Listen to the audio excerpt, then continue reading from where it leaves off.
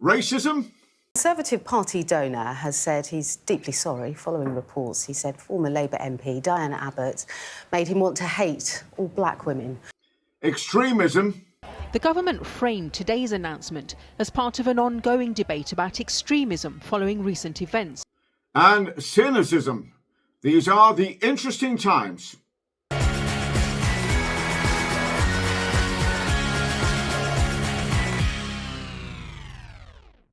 Hello everyone, my name's Matt Johnston and welcome to the Interesting Times, which is a political comedy show from right here in the UK. The news has been dominated by Frank Hester, who in 2019, in a private meeting, said that seeing Diana Abbott, the country's first black female MP, made him hate all black women and that she should be shot. Now, obviously, this sounds bad, but... what we have to do in keeping the perspective is that this story is 5 years old. Exactly. This was in the heady days of 5 years ago. 2019. We were so young and foolish, we thought the summers would never end. You know, because of global warming. Come on, people. Are we to judge a man of 58 or what he said when he was a foolish and unworldly 53-year-old? Oh, and also, it was said in a private meeting at his company, the Phoenix Project. A meeting for what? The Ku Klux Klan? Were they all required to wear white robes and hoods? And didn't the Burning Cross set off the sprinklers? Okay, so you're probably wondering why all the media outlets are using the adverb allegedly when talking about what Frank Hester said, when Uncle Fester himself has apologised. Well, because it's a very non-clear apology. He's a Tory supporter, all right. Let's start at the beginning. Frank Hester, CEO of the Phoenix Partnership in Leeds, a company that deals with IT services for large parts of the NHS and a number of GP practices. They probably hold your patient data. And they have been funded by the Conservative government to the tune of £137 million from 2020 to 2023 and approximately £400 million in overall government contracts. And in turn, the founder and CEO, Frank the Bank Hester, has given £10 million to the Conservative Party, which I believe in layman's terms is called a kickback and is illegal back when the law actually matters. But is allegedly saying you feel like hating all black women because of Diana Abbott racist and misogynist? Not according to people being paid £10 million, it's not. Well, it's clear that what he said was inappropriate. He has, as I understand it, apologised for those remarks. I think the critical point here is I don't think what he was saying was a gender-based or a race-based comment. Can't it call out racism when it sees it then? Why has it taken the Prime Minister all day? Let me just read, read what he said. He said, it's like trying not to be racist, but you see Diana Abbott on the television and you just want to hate all black women because she's there. I don't hate all black women, but I think she should be shot. Diana Abbott needs to be shot. I mean, that is based on the colour of her skin. And they're truly awful remarks, aren't they? So there's nothing I can say apart from to condemn them and say that he's absolutely right to apologise. He said he used the wrong language. He was annoyed with Diana Abbott. Well, congratulations to the Conservative Party, as following the Lee Anderson debacle, and now this, they appear to have been able to eliminate racism through the simple act of not recognising racism, and presumably are going to eradicate poverty through the same means.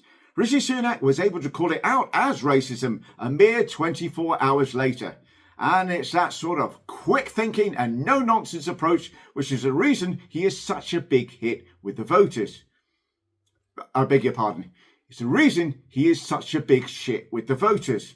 And when pressed on this, senior Tories made it clear why there was a delay. You have to remember two things. He's rich and he's given that money to the Tories. It was Prime Minister's questions last Wednesday produced the first official time that the most important people could be heard on the subject of racism and misogyny. White men. Mr. Speaker, the man bankrolling the Prime Minister also said that the member for Hackney North should be shot. How low would he have to sink? What racist, woman-hating threat of violence would he have to make before the Prime Minister plucked up the courage to hand back the £10 million that he's taken from him? Mr. Speaker, the Conservative Party have accepted a £10 million donation from an individual who has said that one of our parliamentary colleagues in this chamber should be shot. Why is the Prime Minister of the United Kingdom putting money before morals? Stupid question. Have you met the Conservative Party? Money before morals is going to be their slogan for the next general election. Half of them have probably already got a tattoo with it on, and the other half are going to get a tattoo with the donated money donated from Frank Hester. In fact, Diane Abbott stood up and sat down 46 times in half an hour. So, what was the reasoning in not allowing her to speak? What did you think about the fact that Diane Abbott was being discussed but was never called to speak herself by Lindsay Hoyle? Well, as you said, I was sat next to Diane and I found it incredibly odd that it ended up being the case that she was being spoken about and spoken for without her being given a chance to speak for herself. And I mean, the Speaker's office says, look, it was an issue of timing. Oh yes, timing. Diane obviously didn't realise that the House of Commons still operates like it's the 17th century. So the big question for the Nazi scum. What we do know for sure is that he is the Conservative Party's biggest donor. £10 million he has given to the Conservative Party. And a lot of people, even within your own party, are saying this morning that that doesn't sit right, that you should give the money back. Do you agree? Should the Tory party return the money? You're Chancellor of the entire country, but if you were Treasurer of the Conservative Party, would you return the £10 million that this man has donated to the Conservative Party? What do you think? Well, on the basis that we don't believe Miss Hester is a racist, yes. I do welcome those who support the Conservative Party. I don't believe that someone should be cancelled for a comment they made in the past and for which they have apologised.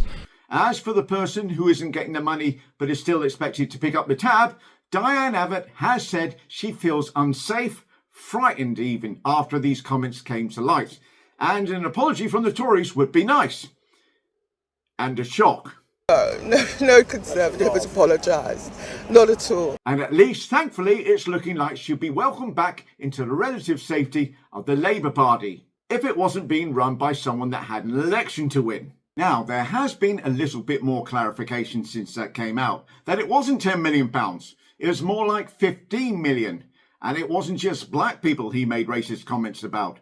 Indeed, the Indians, saying that there was no room for them and maybe they should get on the roof of a passing train. He also said he wanted to find jokes about Malaysian people, as he was looking forward to his trip there and didn't know anything about Malaysia, saying he made a lot of jokes about racism. You know what, Frank? I don't know anything about Malaysia either, but I'm guessing, just putting it out there, that they don't like being told that you hate them all and want them shot.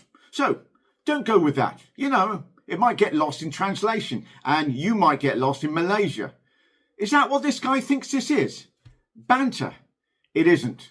Banter, or bant, is described in the dictionary as the playful and friendly exchange of teasing remarks. That's banter, Frank. Remarks such as, hey, what's with the grey kiss curl? You look like Clark Kent, who's too fat to get into the phone box. Or, okay, who ordered a racist Yeti? Or even, I understand he fucks pigs, so I wouldn't get too close if I were you. You know, banter. Bants. So why is this particularly poignant this week? Well, Michael Gove, the Levelling Up MP, and man being asked what's the matter with your nose, is that where all your money goes? Has come up with a definition of extremism. And, well, see if you can spot the issue a Conservative government minister might have when coming up with this. The new definition of extremism is described as the promotion or advancement of an ideology based on violence, hatred or intolerance. Violence, like saying an MP should be shot. Hatred, like saying you hate said MP. And intolerance, like saying you hate all black women. It's like playing extremism bingo. House, but that's not the only problem. That aims to destroy the fundamental rights and freedoms of others. Like issuing new laws to hinder people's right to vote and limiting their right to protest, or checking the bank balances of anyone legally receiving state benefits, or getting the courts to redefine what is or isn't safe. House. or undermine the UK's system of parliamentary democracy. Such as changing the leader of the country without asking the country or illegally proroguing Parliament. Second home. So, what does this new definition mean? Not a lot. It does mean that certain organisations won't be able to engage or lobby with MPs or receive government funding. The organisations being called out are two far-right groups, Patriotic Alternative and the British National Socialist Movement, and three Muslim, or to use the government's definition, Islamist groups, the Muslim Association of Britain, Cage and Men. Now, if I was a cynical individual, I might say that this is almost like the government being openly Islamophobic and wanted to call out Muslim organisations while at the same time putting a dividing line between themselves and the Labour Party and saving them a few million quid in the process. I mean, if I was a cynic, I would also say that this smacks of a Conservative Party 14 years in government that has run out of ideas, is 20 plus points behind in the polls, and is fighting this election on division and racism. As I say, if I was a cynic, which is ridiculous. I mean, Michael Gove would never use a particularly horrifying episode from his past to avoid answering a politically awkward question, would he? When Frank Hester allegedly said that, and I want to get this quote right, "I don't hate all black women at all, but I think she should be shot." Is that an extremist view? Well, speaking as someone who was pursued by an individual who was trying to kill me and who subsequently succeeded in killing one of my friends in Parliament, I take that sort of language very seriously, and I think it's unacceptable. It's the sort of thing the Centre of Excellence might look at, though, might it not? I mean, he's talking about... He might have been joking, and maybe it would hinges on whether or not you think he was joking or whether or not he meant it seriously, but that's the sort of thing the Centre of Excellence might look at. As someone who was themselves targeted by an extremist who wanted to kill me and then went on to kill a friend of mine, I take these issues incredibly seriously. As we have also heard this week, racism and misogyny by funders of the party of government. Can I ask him if he considers that racism and misogyny meet his definition of extremism? She refers, of course, to the comments by a gentleman not in this House. Those comments were clearly racist and regrettable. And speaking as someone who was himself targeted by an extremist who was attempting to kill me and who then went on to murder a colleague and friend in this House, I take that sort of language incredibly seriously. Okay, I'm obviously being way too cynical. I look at this Conservative Party and I see all the line, but obviously sometimes the cynicism is just blown out of all proportion. These are, at the heart of it, just really a bunch of... You hear extraordinary claims from Tory MPs, including this one, Jonathan, from a minister who said to me that they are worried that there might be peace in the Middle East and that might help Labour because they're currently suffering because of what's going on in Gaza. Nazi scum. And that's it.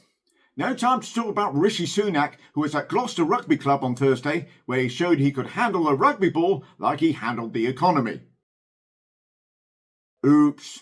And while there, was presented with a Charles rugby shirt, proudly displaying the number of Tory MPs there are going to be after the next general election.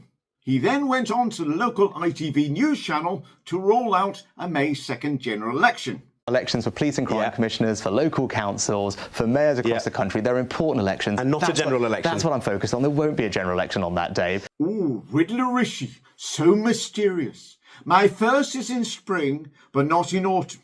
My second is in wrong, but not in racism. What am I? Out at the next general election. Right, well, I covered the date for the possible general election on last Wednesday's show. But I do appreciate this is going to change not just week to week, but hour to hour.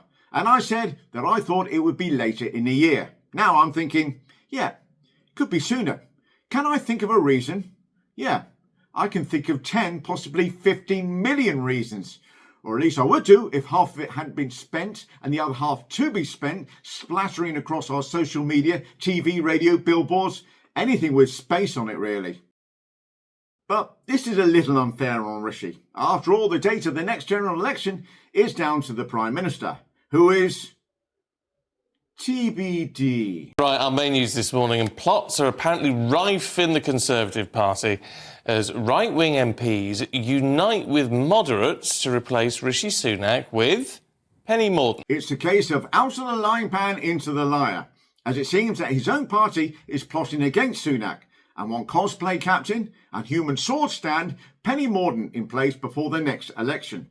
Although we have been here before. In fact, his ousting appears to be a monthly tradition, but on this occasion it's looking like the vultures are circling, or at least the chickens are coming home to roost, as a number of people has dressed up as chickens outside number 10 to put pressure on the cock inside it to call the general election date. Sunak's popularity is now so low that Conservative Party members have voted both Boris Johnson and Maggie Thatcher to be better leaders, and she's been dead for 11 years. At least the letters that beat Liz Truss was fresh. No time to talk about the Russian presidential elections which took place on Friday. So who's won? Yes, it came out of nowhere. Vladimir Putin has won. And came out of nowhere, Vladimir Putin is actually the last thing most of his political opponents remember. But as people have been left with less presidential options than America, it does mean at least that they can fuck around with that whole voting thing. Here they are voting in such marvellous costumes as Charles II, Soviet Mickey Mouse, Barbie, Russian Father Christmas, and Hitler. This year, although the result is the same, the feel is slightly more subversive than perhaps Putin would have liked. One of his previous political opponents, Alexei Navalny, who died in prison on Trump's, pun intended, up charges, has awakened a bit of a rebellious nature in the voting booths, as people have poured green liquid into voting boxes and set fire to voting booths and boxes. It is good to see some people prepared to stand up for genuine democracy, but unfortunately it won't make any difference to the election, as it's pretty certain that only one vote is definitely going to be counted. The Welsh also had an election, or at least the Welsh Labour Party did, and voted for Vaughan Gething to become the new First Minister in Wales and the first black political leader of any country in Europe. It has to be said, despite the main news on racism, it is a proud moment for the UK that we have the first Muslim Scottish First Minister and London Mayor, the first British Indian Prime Minister, and the first nationalist Northern Ireland Minister, and now the first black Welsh First Minister. Oh, and I've just been informed that Lee Anderson's head has exploded. Thank you all so much for watching, and if you have enjoyed these videos, then please subscribe, like, comment and share. And I'll see you all soon. Thank you. Take care.